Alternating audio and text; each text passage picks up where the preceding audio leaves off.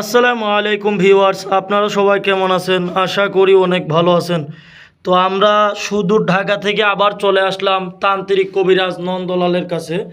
আপনাদের এর আগেও নন্দলাল সাহেবের একটা ভিডিও তুলছিলাম আমাদের চ্যানেলে। তো ওইখানে অনেক দর্শক শ্রোতা মনে করেন ওনার অনেক প্রশংসা করছে, কমেন্ট বক্সে ওনাকে আবারও দেখতে চাইছে। এই জন্য মনে করেন আমরা আবারও চলে আসলাম তান্ত্রিক কবিরাজ নন্দলাল ভাইয়ের কাছে। তো কথা না বাড়িয়ে সরাসরি চলে যাই ওনার সাথে একটু সাক্ষাৎকার নেওয়ার জন্য। দাদা আদাব। আদাব দাদা, কেমন আছেন? আছি দাদা, ভালো আছি। আপনি কেমন আছেন? জি, ভগবানের আশীর্বাদে ভালো আছি। তো দাদা, অনেক দর্শকের অনেক মনে করেন আপনার প্রশংসা শুনে কমেন্ট বক্সে আমরা চলে আসলাম সরাসরি আপনার একটা সাক্ষাৎকার নেওয়ার জন্য।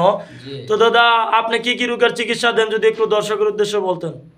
আমি যে রোগের চিকিৎসাগুলা দিয়ে থাকি, যেমন প্রেম ভালোবাসায় ব্যর্থতা, স্বামী স্ত্রীর অমিল, জায়গা জমি নিয়ে ঝামেলা, মামলা মোকদ্দমা এবং যে কোনো খেলাধুলার বিষয়, লটারি তকবির সহ, এবং মনে করেন স্বামী স্ত্রীর অমিল, সংসারে অশান্তি, বিদেশ যাত্রায় বাধা, বিভিন্ন ধরনের ইত্যাদি যে কোনো জটিল ও কঠিন রোগের সমস্যা আপনার মনে করেন আমি 1 থেকে 24 ঘন্টার ভিতরে সমাধান দিয়ে থাকি। ও আচ্ছা দাদা, তো আপনার ঠিকানাটা যদি একটু বলতেন দর্শকের উদ্দেশ্যে।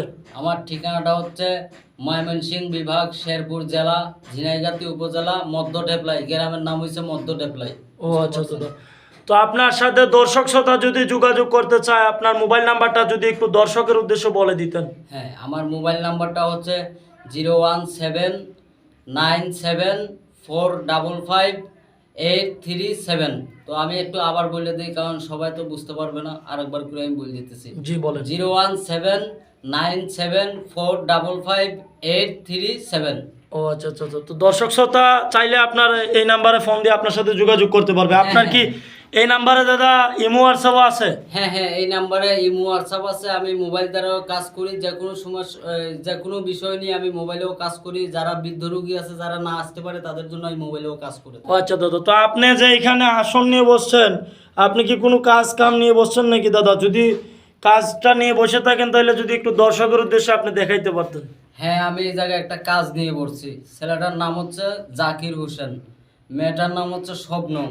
ওনাদের একটা কাজ আমি কালকে আমাকে বলছিল, তো আমি কালকে কাজটা করতে পারি নাই। আজকে সকালে আমি বলছি কাজটা নিয়ে, আর আপনারাও আসছেন যেহেতু সমস্যা নাই, আমি কাজটা দাদা একটু করি। কাজটা কি দর্শকের উদ্দেশ্যে দেখানো যাবে? হ্যাঁ হ্যাঁ, দেখতে পারবে অবশ্যই, আপনারাও একটু দেখবেন, দেখান। দর্শকও দেখবেন। দর্শকের উদ্দেশ্যে একটু আপনি কাজটা দেখান দাদা। কাজটা আমি দেখাই, আপনারা দেখেন, সমস্যা নাই। এই যে এটার মধ্যে অগ্নিকালীর মারফতে আপনার মনে করেন চালান ছাড়বো, চালানের মারফতে আপনার মনে করেন জাগিরির নামের প্রতি স্বপ্নংরে বাধ্য করে দেবো আজীবন। জাগিরির কথার বাইরে স্বপ্নং যাবে না। আচ্ছা দাদা একটু দেখান। চলছি রে বন্ধ করি, পিলপিলে গলাকাটি, ধাইনু সাবান, আসাম পাতি, মদনার পান, জাগিরির নামের প্রতি স্বপ্নং বুবলি, তুই আজীবন বাধ্য হয়ে যাবি। মেরিবন সাগাতি করে চলছি রে বন্ধ করি, জাগিরির নামের প্রতি স্বপ্নংরে বাধ্য করি। মেরিবন সাগাতি করে চলছি রে বন্ধ করি, স্বপ্নংরের নামের প্রতি জাগিরে বাধ্য করি। মেরিবন সাগাতি করে চলছি রে বন্ধ করি, পিলপিলে গলাকাটি, ধাইনু সাবান, আসাম পাতি, মদনার পান। মেরিবন সাগাতি করে চলছি রে বন্ধ করি, স্বপ্নংরের নামের প্রতি চালনাটা ছেড়ে দেয়।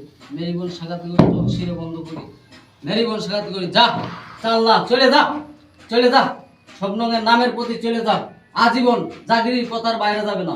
মেরিবন সাগাতি করি, যা যা, চলে যা, চলে যা, চলে যা, চলে যা। চালনাটা চলে গেছে দাদা। তো দাদা আপনার কাজটা কি কমপ্লিট হয়ে গেছে? হ্যাঁ, কাজটা কমপ্লিট হয়ে গেছে। মনে করেন আমি চালনাটা এখন ছাড়িয়ে দিছি। চালনাটা আপনার মনে করেন 2-2.5 ঘন্টার ভিতরে স্বপ্নম জাগিরের নামের প্রতি বাধ্য হয়ে যাবে। জাগির যেটা করবে ওটাই মানবে। ও আচ্ছা পারছেন? তো দর্শক শ্রোতা আপনারা দেখতেছিলেন তান্ত্রিক কবিরাজ নন্দলালের কাজ, উনি কিভাবে কাজ করে আপনারা তো সরাসরি দেখতেই পারলেন। তো আপনারা চাইলে সরাসরি ওনার সাথে মোবাইলের মাধ্যমে যোগাযোগ করে কাজ করাইতে পারেন, কিংবা আপনি আইসেও ওনার ঠিকানা অনুযায়ী কাজ করাইতে পারেন। তো দর্শক ভালো থাকবেন, সুস্থ থাকবেন। আসসালামু আলাইকুম ওয়া রাহমাতুল্লাহ।